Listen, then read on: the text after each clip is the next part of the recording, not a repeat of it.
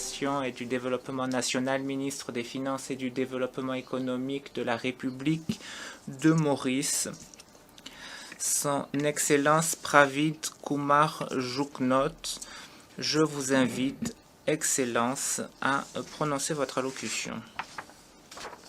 Madame la Présidente, ma délégation souhaiterait souscrire à l'intervention du représentant permanent du Sénégal au nom des États membres des Nations Unies, membres du groupe des États africains. Pour commencer, je souhaiterais remercier à nouveau l'Assemblée générale qui a adopté en juin 2017 à une écrasante majorité la résolution 71-292 par laquelle elle demande un avis consultatif à la Cour internationale de justice sur les effets juridiques de la séparation de l'archipel des Chagos de Maurice en 1965. Maurice se félicite de l'avis consultatif qu'a remis la Cour internationale de justice le 25 février 2019. Cet avis historique confirme la position ancienne de Maurice et de l'Afrique, à savoir que la décolonisation de Maurice n'a pas encore été menée à bien et ne sera pas parachevée tant que Maurice n'est pas en mesure d'exercer sa souveraineté sur l'archipel des Chagos, qui est une partie intégrante du territoire de Maurice, comme l'a conclu la Cour internationale de justice sans voie dissidente. Madame la Présidente, nous aimerions également remercier chaleureusement tous les États membres qui ont participé aux différentes phases de la procédure à la Cour internationale de justice. Des pays de toutes les régions du monde et l'Union africaine ont contribué aux procédures qui ont permis à la Cour d'entendre et de prendre en compte les vues de toutes les parties à cette question. Nous remercions également le secrétaire général des Nations Unies pour le dossier complet qu'a préparé le secrétariat à cette fin. Madame la Présidente, je souhaiterais rappeler les deux questions sur lesquelles la CIJ a dû émettre un avis consultatif. A. Le processus de décolonisation a-t-il été validement mené à bien lorsque Maurice a obtenu son indépendance en 1968, à la suite de la séparation de l'archipel des Chagos de son territoire et au regard du droit international, notamment des obligations évoquées dans les résolutions de l'Assemblée générale 1514 du 14 décembre 1960, 2066 du 16 décembre 1965, 2232 du 20 décembre 1966 et 2357 du 19 décembre 1967. B. Quelles sont les conséquences en droit international, y compris au regard des obligations évoquées dans les résolutions susmentionnées, du maintien de l'archipel des Chagos sous l'administration du Royaume-Uni de Grande-Bretagne et d'Irlande du Nord, notamment en ce qui concerne l'impossibilité dans laquelle se trouve Maurice d'y mener un programme de réinstallation pour ses nationaux, en particulier ceux d'origine chagossienne. Madame la Présidente, en réponse à la première question, la Cour a déclaré qu'elle est d'avis que, au regard du droit international, le processus de décolonisation de Maurice n'a pas été validement mené à bien lorsque Maurice a accédé à l'indépendance en 1968, suite à la séparation de l'archipel des Chagos. La Cour a répondu à la seconde question en affirmant être de l'avis que le Royaume-Uni est tenu dans les plus brefs délais, de mettre fin à son administration de l'archipel des Chagos. Quant aux conséquences pesant sur les États, la Cour s'est dit d'avis que tous les États membres sont tenus de coopérer avec les Nations Unies aux fins du parachèvement de la décolonisation de Maurice. Madame la Présidente, l'avis consultatif est clair, il est dénué d'ambiguïté et il ne laisse aucune possibilité de doute ou d'interprétation autre. Cet avis est ferme. En plus de ces conclusions explicites, la Cour a fait des constatations pertinentes qu'il convient de noter. Je souhaiterais en mentionner quelques-unes. 1. Lors du détachement de Maurice en 1965, l'archipel des Chagos était clairement une partie intégrante du territoire de Maurice. 2. Le droit à l'autodétermination et à l'intégrité territoriale était une partie fondamentale du droit international communautaire lors du démembrement de Maurice en 1965. L'existence de ce droit a été reconnue par l'Assemblée générale dans sa résolution 1514, adoptée à une écrasante majorité sans un seul vote négatif en 1960. La résolution 1514 dispose clairement que le détachement d'une partie d'un territoire colonial sans le consentement du peuple concerné était une violation du droit international. 3. Au moment du détachement, Maurice était une colonie sous l'autorité du Royaume-Uni. Et les représentants de Maurice n'avaient pas de véritable pouvoir législatif ou exécutif. Il n'est donc pas possible de parler d'un accord international lorsqu'une des parties à l'accord, à savoir Maurice, qui aurait cédé le territoire au Royaume-Uni au titre du dit accord, était soumis à l'autorité de l'autre partie. 4. Le détachement de l'archipel des Chagos n'était donc pas basé sur l'expression libre et sincère de la volonté du peuple de Maurice. 5.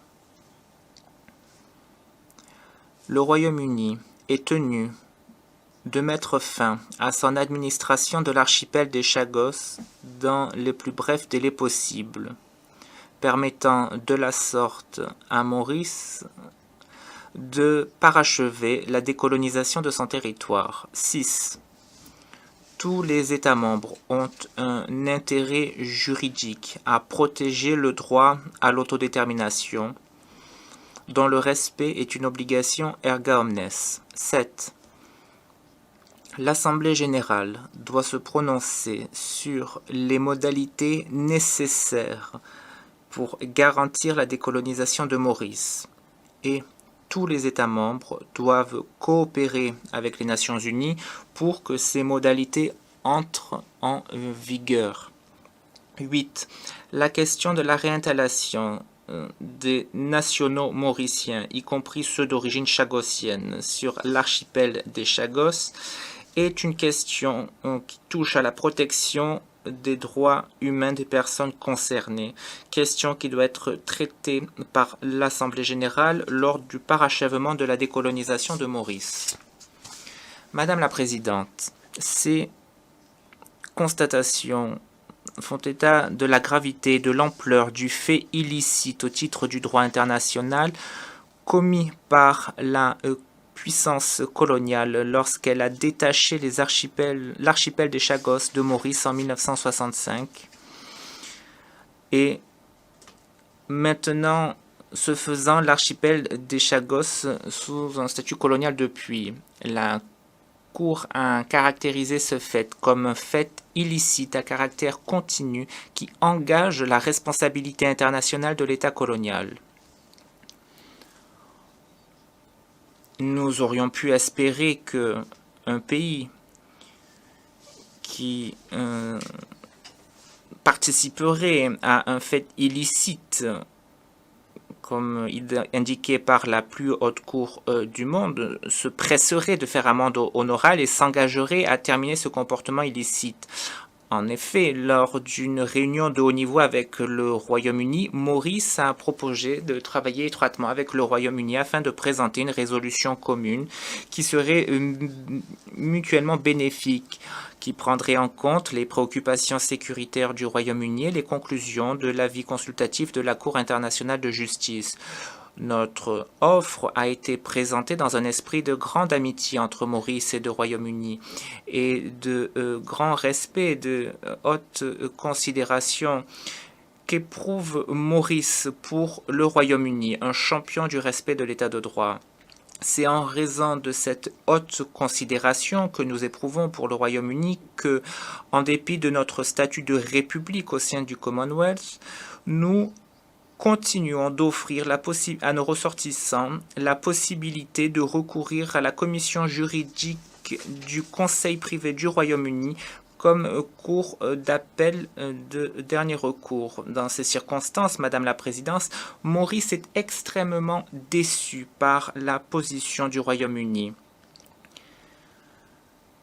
Il en va de même pour le chef de l'opposition de Sa Majesté au Royaume-Uni, qui a indiqué clairement qu'il respectait et soutenait les conclusions de la Cour.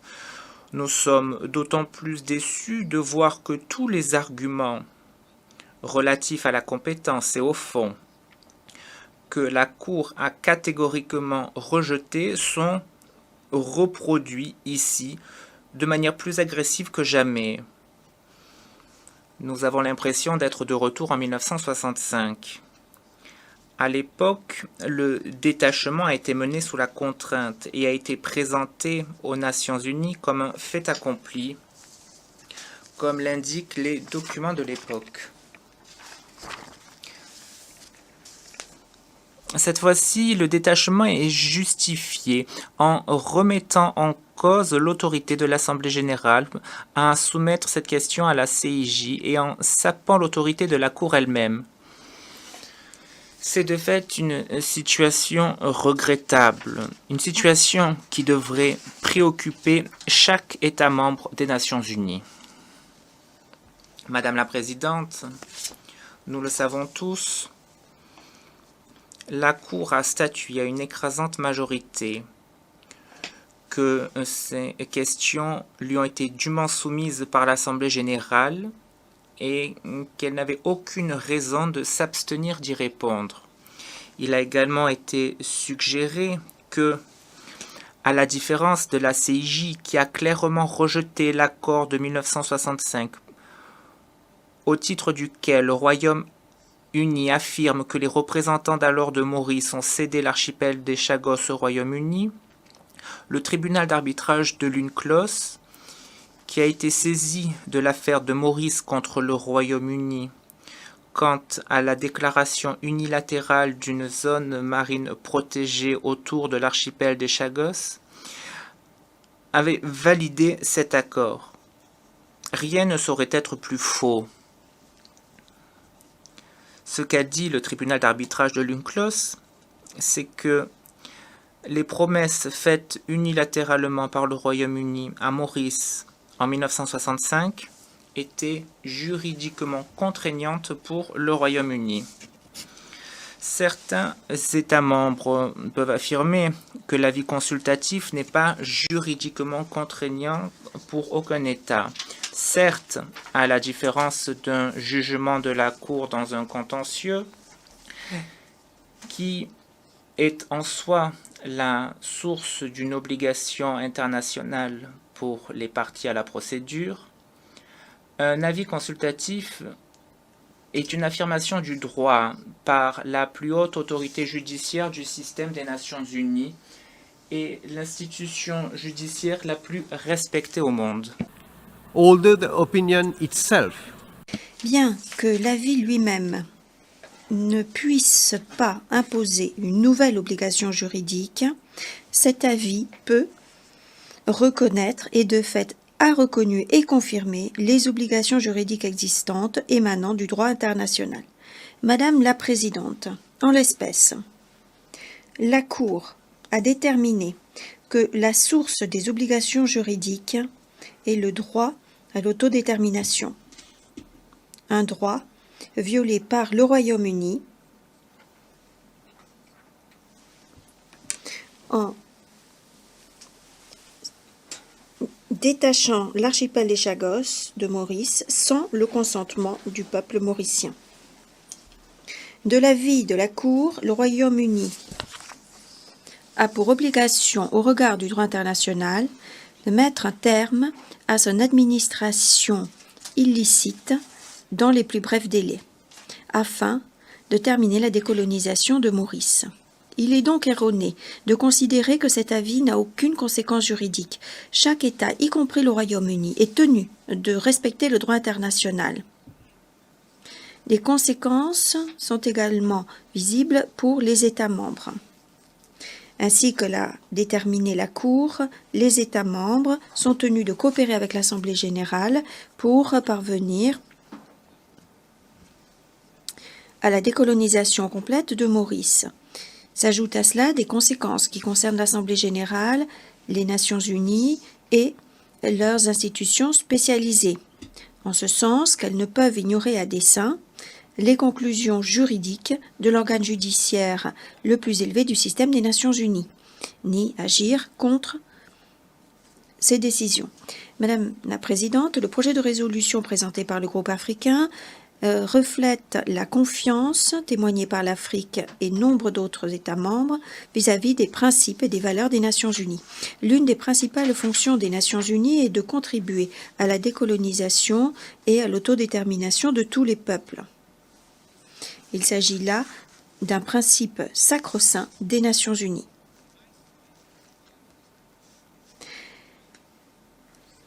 La Cour internationale de justice a clairement déterminé que le droit à l'autodétermination a été violé et que le processus de décolonisation de Maurice n'a pas été terminé. La CIJ a de surcroît déterminé que la puissance coloniale doit mettre un terme à l'administration illicite de l'archipel des Chagos et que tous les États membres ont l'obligation de coopérer avec les Nations unies pour terminer la décolonisation de Maurice.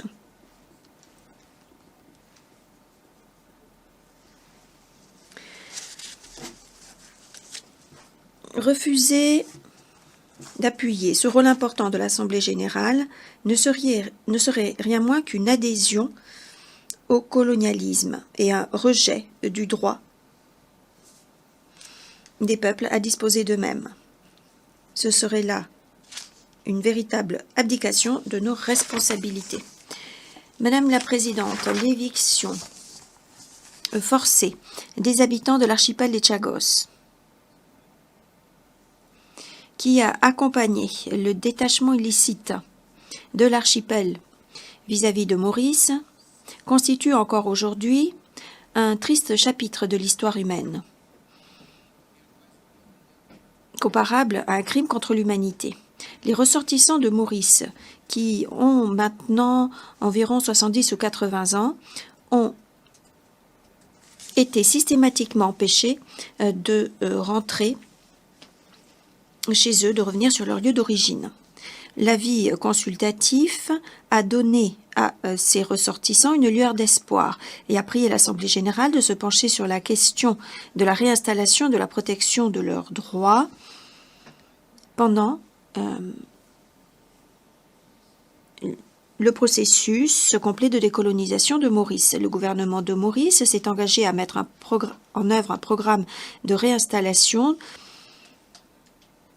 dans le plein respect de la dignité des droits de l'homme, contrairement à la proposition du gouvernement du Royaume-Uni, qui consisterait à apporter un soutien monétaire pour améliorer les moyens de subsistance de ces ressortissants loin de leur lieu d'origine, solution qu'ils ont rejetée.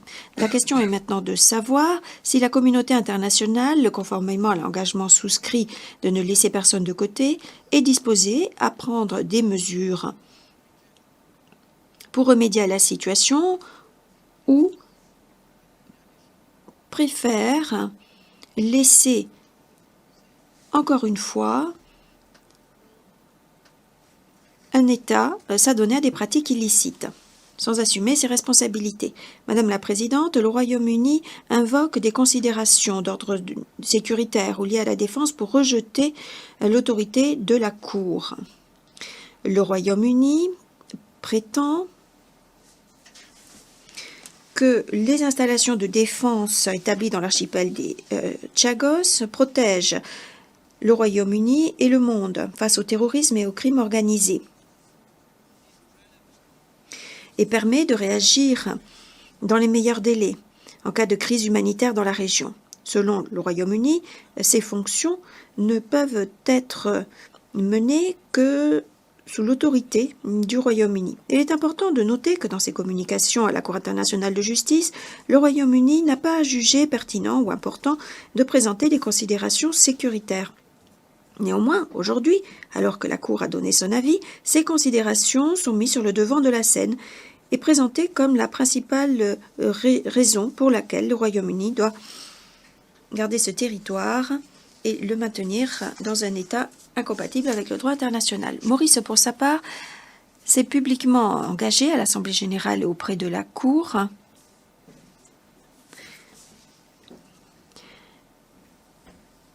à respecter un accord de longue date avec le Royaume-Uni ou avec les États-Unis et le Royaume-Uni, permettant des opérations sans entrave et le fonctionnement des installations de défense conformément au droit international.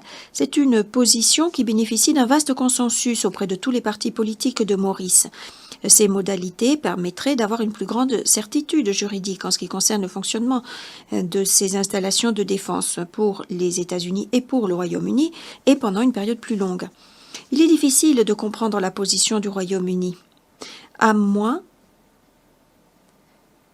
que le Royaume-Uni considère par là même que Maurice n'est pas un partenaire de confiance. Ce serait là une position qui serait vraiment une offense pour Maurice et pour tous les membres du continent africain. Une position qui devrait être rejetée par tous les membres des Nations Unies. Madame la Présidente, le projet de résolution révisé du groupe africain portant la cote A-73-L84-REF1 reprend et entérine le texte présenté par la Cour internationale de justice dans les paragraphes du dispositif, demandant la fin de l'administration coloniale illicite dans les plus brefs délais. Et par ailleurs, les États membres, les institutions spécialisées des Nations Unies et les organisations internationales sont appelés à coopérer avec l'Assemblée générale pour mettre un terme à la colonisation, pour mener à bien la décolonisation complète de Maurice et pour éviter toute action qui entraverait le respect de cette obligation. La Cour a laissé l'Assemblée générale déterminer et adopter des modalités précises pour atteindre cet objectif dans les meilleurs délais. Mais le projet de résolution fixe une échéance de 6 mois pour mettre un terme à l'administration coloniale. Ceci est plus que suffisant pour mettre un terme à une administration qui n'est composée que de quelques personnes, une administration qui ne fournit absolument pas de services sociaux et qui ne fournit en réalité aucun service de quelque type que ce soit en dehors de la base militaire sur l'île de Diego Garcia. Ce type d'administration squelettique peut terminer très rapidement. Madame la Présidente, si les États membres des Nations Unies ignoraient à dessein les conclusions de la Cour internationale de justice concernant le droit des peuples à disposer d'eux-mêmes, ce serait là un véritable revers. Cela reviendrait à reléguer aux oubliettes de l'histoire l'engagement noble et de longue date de l'Assemblée générale vis-à-vis de ce principe majeur, notamment en ce moment charnière de l'histoire. Pour toutes les raisons susmentionnées, nous prions instamment les États membres de faire respecter l'intégrité des institutions des Nations Unies et le caractère sacro-saint de la CIJ en adoptant ce projet de résolution et en l'adoptant avec une majorité encore plus importante qu'il y a 2 ans lorsqu'il s'agissait de demander un avis à la Cour. Ainsi, nous enverrons un message très clair au monde entier message par lequel nous dirons que le colonialisme ne peut plus être toléré. Je vous remercie. Au nom de l'Assemblée générale, je remercie le ministre des Affaires étrangères